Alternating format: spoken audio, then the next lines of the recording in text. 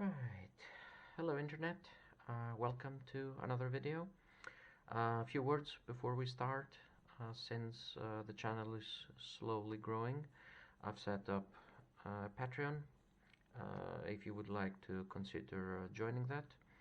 If not, the content is still free while I'm learning on the job as well. That's it. Otherwise, also we had some friends in the comment section saying they would like me to measure the pads, the thermal pads on the graphics cards. Some of them are interested in changing there, so I will start to use this caliper more.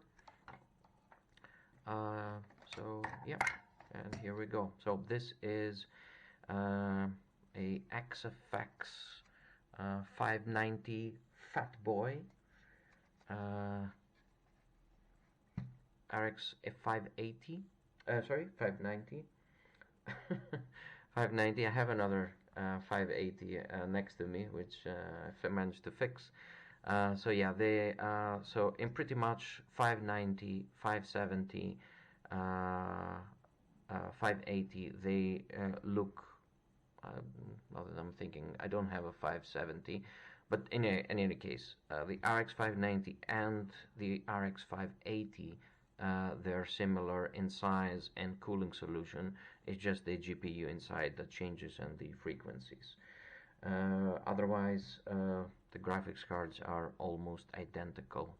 So we have I'm guessing a former mining card here from the accumulative dust that you can see through the cooler. This card is not working, if my memory serves correct. As you can see, despite this age, this graphics card's never been opened. So here goes nothing, and we get to see for the first time after so many years what this card include inside. Let's put this over here. This card features one 8-pin and one 6-pin for the power distribution to the card. So we have the 4 retention screws, hold down the GPU, and here we have 2 screws that are holding down the VRM section into the base plate. There are no RGB in this card. Pop it open. Oh, the surface tension is pretty good. Yeah, after so many years, but there you have it. Still original thermal pads and everything. Yeah, paste is rock hard. I was getting 85, 86 degrees when running benchmarks on this thing. Yeah, so I think this one is working as well. Yeah, I just remembered. So it was the BIOS that was the issue here. I modded the BIOS after I saw that it had the let's take this on the side.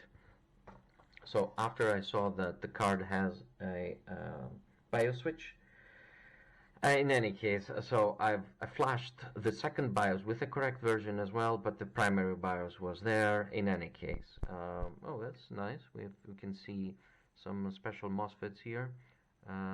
This is a metal thing that you can see. This is the ground, and you can use it to. Yeah, I haven't seen this in a while, actually. Yeah, this is metal. So the surface of the MOSFET is exposed. I mean the surface, some of the contacts, and you can see the bare surface of it, and you can actually test it. I think you don't have to poke around so much and everything. So yeah, a lot of dust accumulation. Still need to properly clean this card.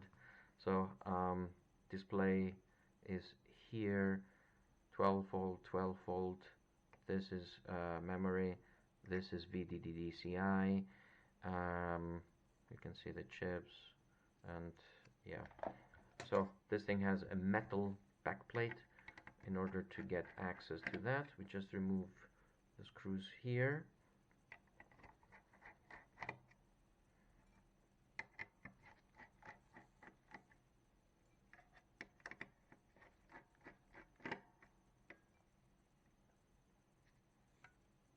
Is there another one? And there's one there.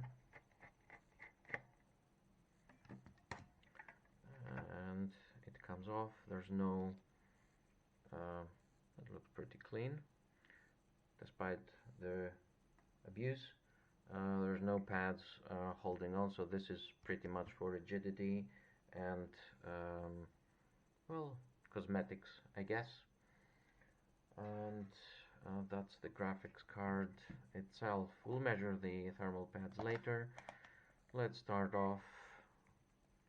I know this card is not shorted, so it's working. So let's take the measurements. So 1, 2, 3. This is 12 volts. Should be cycling, and it's cycling 1, 2, 3, 4, 3.3. That's perfectly fine. I've actually encountered that on MSI cards, MSI Gaming X cards, 3.3 is around 200 ohms. So if you look at this one, which is 1.6 kilo ohms, and you catch the MSI RX570 580. I've done a previous video again, and you can see it's 200 in comparison to 1.6 kilo ohms, and you think, oh, 200 ohms, it's a short. No, it's not. I've managed to learn that the hard way myself. So on MSI Gaming X cards, 3.3 is around 200 ohms. That's the norm. But yeah, so display. That's rather high, 57. Should be around 30-ish, but it's working. As long as it's not short. 642. That's not right. Yeah, so that's something else. That should be something, maybe 5 volts. So this is VDDCI. So we can tap on top. This is the resistance to the core. It should be low like that. That's not a short. 12 volts is here. From the entry should be cycling, and it's cycling. 12 volts here as well. Cycling, 12 volts here as well. Cycling, and memory. Where should we test the memory? On the back or here? No. Or on the back. So we'll test the pin from this inductor here at the back to get the memory. Oh, it was correct. It's abnormally high. Usually memory is much lower, but yet again, so that's memory. So that's yeah. But on the other side, I have not much. Usually the cards I'm working on is 570s, 580s. This is maybe the third card, the third 590 I've managed to get my hands on. Bio switch here. As I told you, the card is working already. So we'll test the data lines now. So that's fine. That's fine. So after the notch, it's on the front. It's the first two ones. And if we measure in diode, looks okay, and that looks okay. Now we swap around. Oh. And back to ohms. So 12 volts at the back.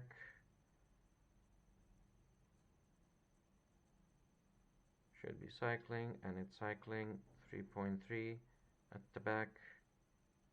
Yeah, PEX reset, absolutely fine. Back on, oh, let's continue with the first data line. So for the first data line, it's the first and second, the second and third in comparison to the front, and we always measure after. We measure after the capacitors. So 15.6. Oh, it's a bit different. That's the first time I've seen such a difference. Oh well. There's 1,000 kiloohms of difference roughly here. That's I've never counted this before. Anyways, the card is working. I don't know for how long, but I've never seen this before. I don't know if this is a sign of degradation or not, but yeah, we switch to diode mode, and PEX reset. That looks fine. Yeah. Yep. Let's check on diode mode, see if this is different. No, it's absolutely the same on diode mode. That's fine. And 5 volt, oops, and 5 volts. Oh, 5 volts is here. Yeah, 5 volts is here, and 1.8 is here. Should be around 3,000, 2,700. That looks absolutely fine. And that's the technical analysis. As I told you, 1 6-pin, 1 8-pin. Well, yeah, I can see the this is rock hard, barely getting out, and we'll measure the thermal pads from the cooler as well.